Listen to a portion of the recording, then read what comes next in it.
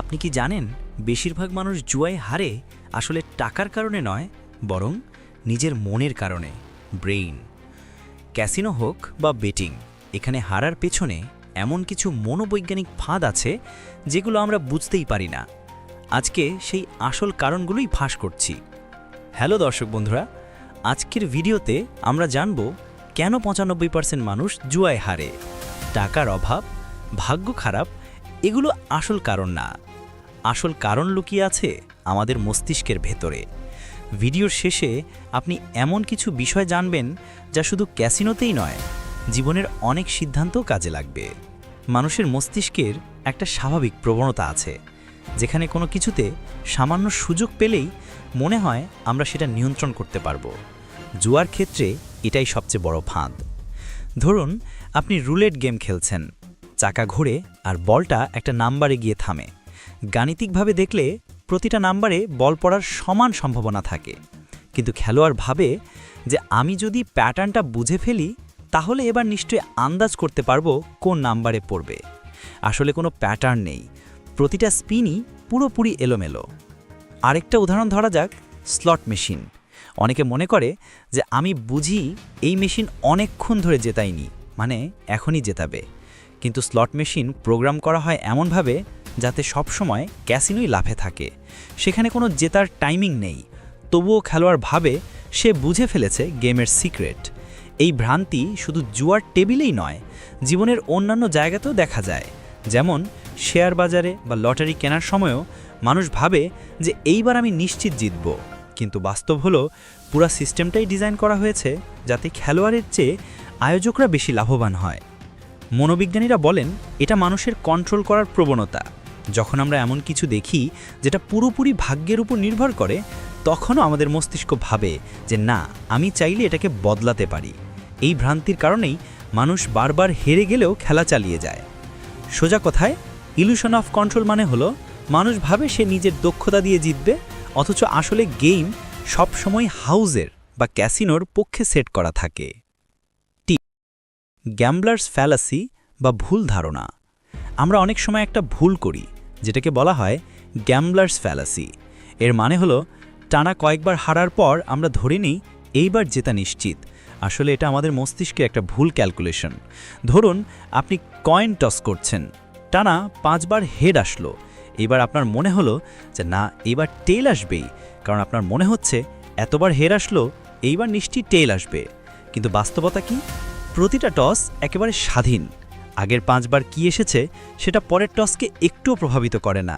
হের আসার সম্ভাবনা সবসময় 50%, টেল আসার সম্ভাবনা সবসময় 50%। ক্যাসিনো গেমেও একই ব্যাপার ঘটে। ধরুন আপনি রুলেট খেলছেন, টানা 7 বার লাল বা রেড আসলো। তখন আপনার ভিতর একটা অদ্ভুত বিশ্বাস জন্ম নেবে যে এইবার কালো আসবেই, কারণ এতবার লাল এসেছে। কিন্তু সত্য হলো প্রতিটা স্পিন একেবারে নতুন এবং স্বাধীন। আগের 7 বার লাল আসায় পরের বার কালো আসার সম্ভাবনা বাড়ে না, ঠিক সমানই থাকে। এটাই হলো গ্যাম্বলার্স ফ্যালাসি, আমাদের মাথার ভুল যুক্তি, যেটা বলে দেয় আগের ফলাফল ভবিষ্যতের ফলাফলে প্রভাব ফেলবে। আরেকটা উদাহরণ ধরা যাক, ধরুন আপনি স্লট মেশিন খেলছেন, 10 বার খেলার পরেও কোনো বড় জ্যাকপট আসলো না। আপনার মনে হলো যে না, এইবার তো নিশ্চিত আসবে, আমি এতক্ষণ খেলেছি, এখন আমার পাওনা। কিন্তু স্লট মেশিন এমনভাবে প্রোগ্রাম করা যে প্রতিবারের স্পিন সম্পূর্ণ এলোমেলো বা র্যান্ডম। মেশিনের কোনো মেমোরি নেই, সে মনে রাখে না আপনি আগেরবার হেরেছেন না জিতেছেন। অর্থাৎ আপনার এখন জেতার কথা, এই বিশ্বাসটা সম্পূর্ণ ভ্রান্ত। এভাবে অনেক মানুষ টানা হারতে হারতে আরও বেশি টাকা ঢেলে দেয়, কারণ তারা ভাবে যে যতবার হারলাম এইবার জেতা তো নিশ্চিত, কিন্তু বাস্তবে সেই সুযোগ আসে না। আর এভাবেই বড় ক্ষতি হয়।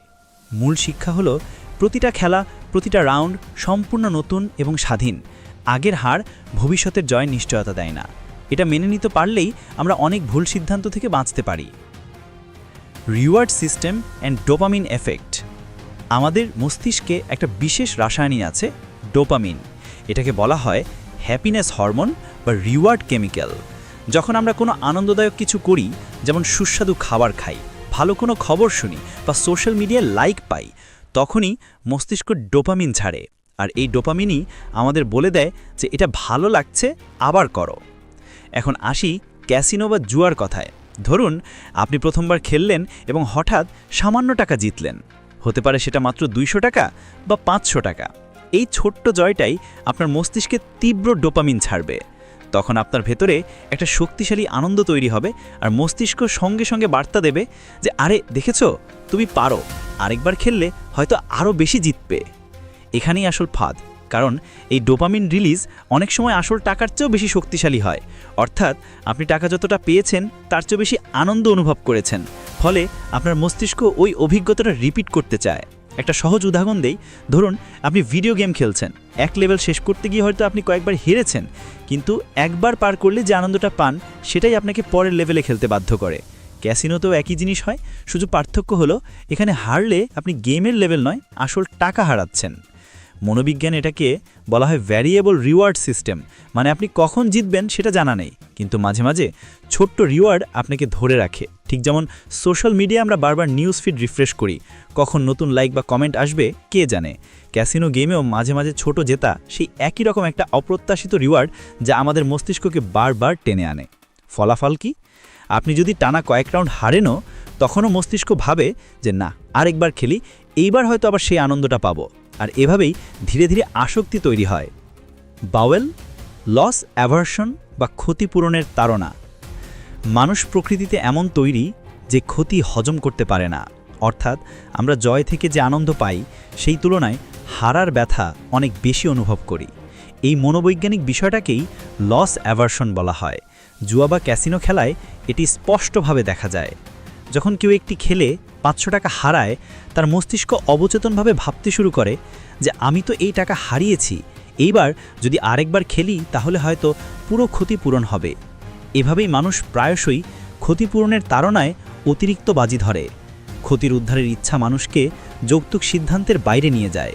মূলত এখানে যুক্তি থাকে না, মস্তিষ্ক শুধু ক্ষতি কমানোর জন্য দ্রুত সমাধান খুঁজছে।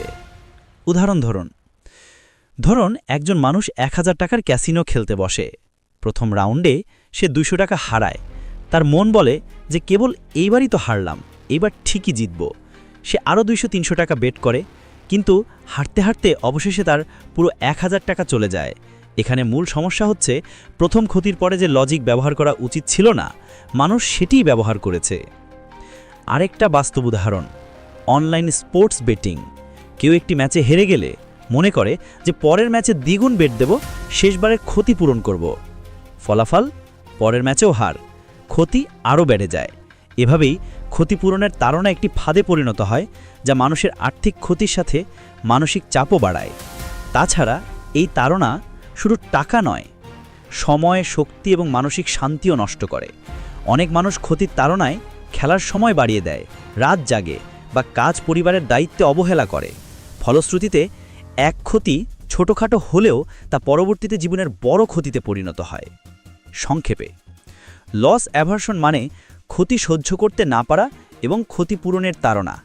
ক্যাসিনো বা বেটিংয়ে এটি সবচেয়ে বড় ফাঁদ। যারা এই মানসিক ফাঁদ চিনতে পারে, তারা হয়তো জুয়ায় সম্পূর্ণ হারার সম্ভাবনা অনেক কমাতে পারে। 5. সোশ্যাল প্রুফ অ্যান্ড এনভায়রনমেন্ট, বন্ধু বা ভিড়ের প্রভাব। জুয়া খেলার সময় শুধু নিজের সিদ্ধান্ত নয়, পরিবেশও বড়ভাবে প্রভাব ফেলে। মানুষ সমাজবদ্ধ প্রাণী, আর আমাদের মস্তিষ্ক খুব সংবেদনশীল থাকে যখন অন্যরা একই কাজ করছে। ক্যাসিনো বা অনলাইন গেমিংয়ে এই প্রভাব সবচেয়ে বেশি। ধরুন আপনি একটি জুয়া মেশিনের সামনে দাঁড়িয়ে আছেন, চারপাশে অনেক মানুষ খেলছে, কেউ জিতছে বা হাসছে। এই দৃশ্যই আপনার মস্তিষ্কে যেটা ভালো কাজ করছে, আমিও চেষ্টা করি, এই ধরনের একটা সংকেত পাঠায়। আপনি ভাবতে শুরু করেন যে সবাই খেলছে, আমি কেন থামব। বাস্তবে এখানে কোনো যৌক্তিকতা নেই, কারণ প্রতিটা খেলাই স্বতন্ত্র।